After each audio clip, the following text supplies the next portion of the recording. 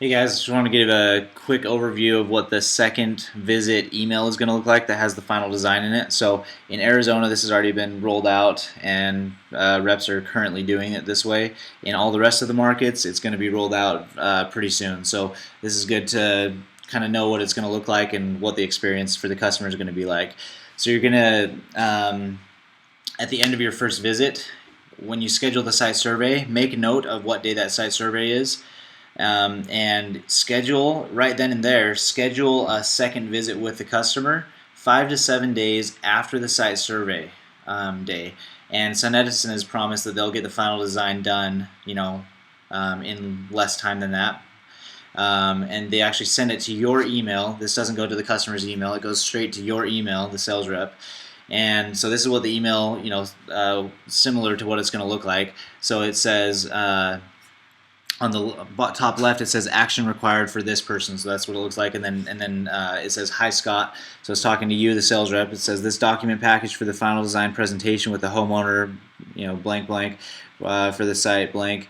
There are 5 items that require actions prior to your presentation with the homeowner. So it is always recommended to preview every single one of these items before you go and visit the homeowner, to make sure that the final design, the numbers look good, everything's up to your expectations, and you think the customer will be happy with it.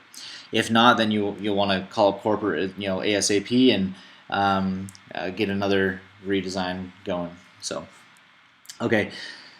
So as you scroll down here, this is more directed towards the customer, and it just says congratulations on your decision to go solar with SunEdison. Here's your documentation. So you're going to click that link, and right below the link it says password for accessing the link, and you have to. So what I would recommend is just copy and paste that.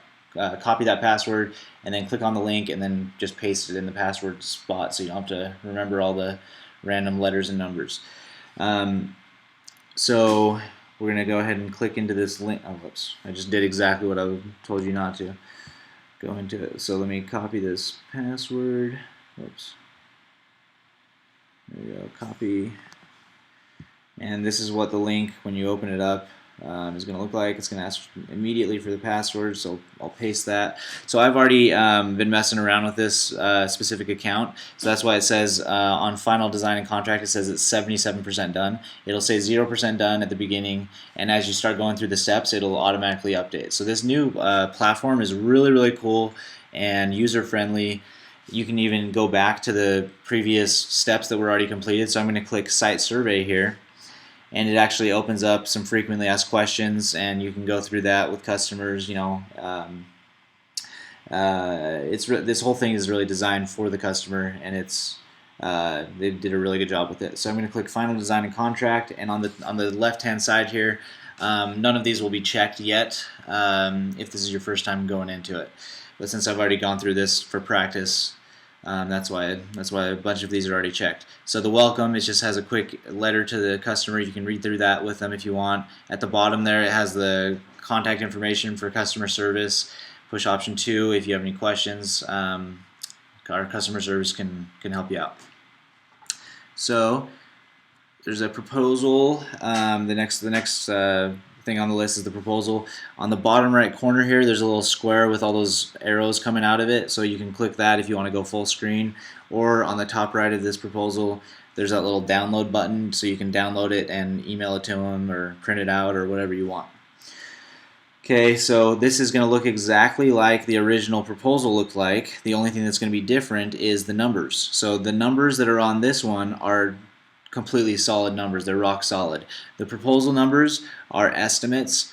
So let's say that the original proposal, it said that the system was going to be an 8 kilowatt system, and now you open up this final design proposal and it says 9.45. So the official size of the system is 9.45. Whatever it says on this one, everything is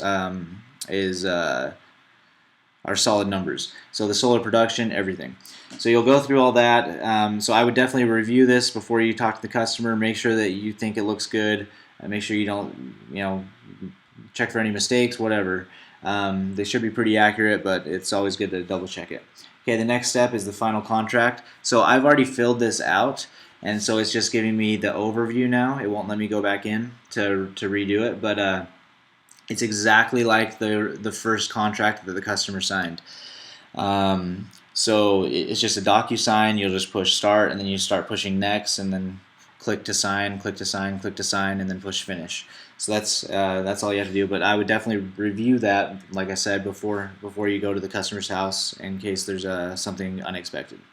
Okay, the next step for APS customers, we have 3 interconnection docs that have to be filled out. The first one is a username and password. I just put a bunch of A's in there, but you're gonna type the customer's online APS username and password. If they've never logged into APS.com before, then you just go to APS.com, and right next to where it says login, there should be a button for you to create a new account, and just go through that with them and create a username and password, and then you'll have to you'll type it in here and then push submit. Once that's done, you go to the next one, the installation agreement. See how it says installation agreement, wet sign. It doesn't say the full thing here, but what it says is wet sign required.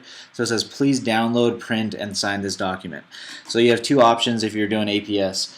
Number 1 is open up this email on a customer's computer, or you could just download it, I guess, right here and then email it to the customer, just this document. Either way, once the customer opens up this document on their computer, they can print it out, and then you can actually have them sign with an actual pen. That is not SunEdison that makes you do that. That is APS. So most utilities do not make you do that. So in most other markets, you'll just be able to do like a DocuSign type thing for their interconnection docs. So once the customer has signed it, you can either, if they have a scanner, that'd be perfect, and then scan it back in, and then you can actually upload it in one of the next steps that I'll show you. Okay, the next step is the disclaimer. You have to do the exact same thing. So the install agreement and the disclaimer, you need to print them off somehow. The other option besides having the customer print it off is just have them pre-printed out and bring it to the appointment. That's probably the easiest way to do it. Have them sign it, and then you can either just take a picture of it, a really clean picture of it, and email it in to corporate. And honestly, for right now, just email them into me. My email is sknutson@sunedison.com. I'll make sure they go where they need to go. Or the other option is scan them in, and then I guess you can just take a picture with your iPad. That's kind of cool, and then just push attach here, and then just click the picture of it and submit it. So that's actually a really easy way of going about it too. This is my second time going through this, so I'm learning with you guys. But yeah, so I'd recommend sign the docs, take a picture of it with your iPad, and then push upload for install agreement right here, and then for the disclaimer right here. Okay, the last step is feedback, and the customer is going to click this, and they're going to click between a 0 and 10 how good their experience was and how likely they are to refer a friend, and they're going to write any notes here, and then they'll push that check mark. And then once this is all done, the last thing you need to do is call the credit department, and instead of running a credit, obviously you've already done that, you will be doing the verification call. So that's kind of a quick overview of this. Give me a call if you have any questions. My cell phone number is 801-898-1351. And yeah, I would definitely review, like I said a couple times, I would definitely review every single one of these steps for every customer that you get before you actually go to their house. So